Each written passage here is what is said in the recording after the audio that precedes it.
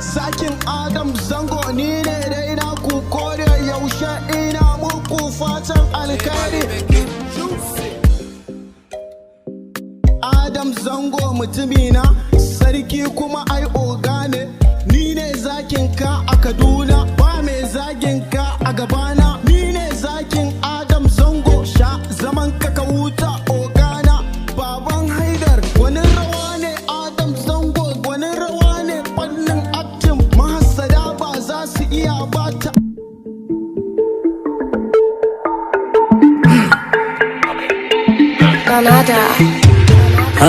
Gari ya waye yau ba wani waiwaye, na san kun gane gayuna da gauraye.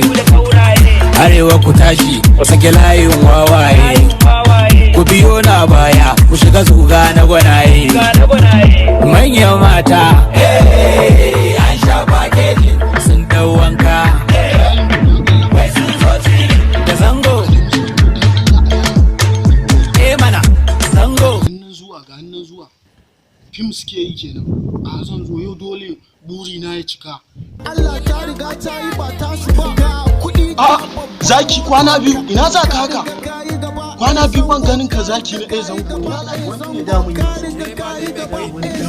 Allah ya kira ni wai ai zango wai sun zo suna yanzu waye je ya ce ma wai Adamu zango yana layin nan.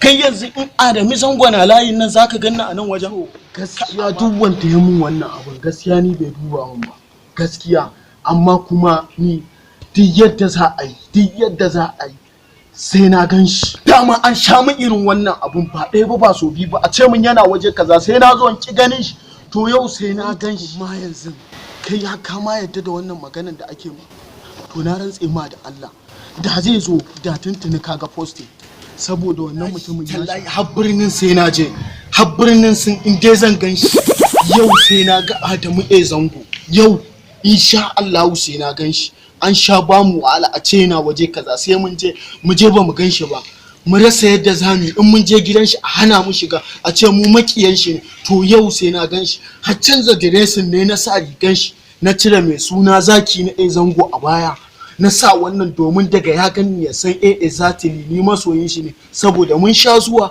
a ce mana wai mu makiyan shi ne mun zo mu cutar da shi ne, mu ma ba za mu so abin da zai cutar da shi ba.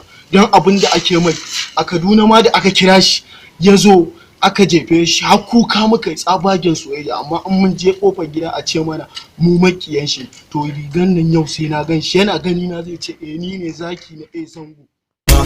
Murmushi ga mai son ka idan ka ganshi zai ji daɗi ne, idaniya ga mai kinka kai murmushi gaban sa haushi ne, idan makaho ya buɗe sanda a garzaya a danna mana subscribing a tashar mu mai suna Rabo TV, sannan ku danna mana alamar ƙararrawa yanda daga mun sake za ku ji.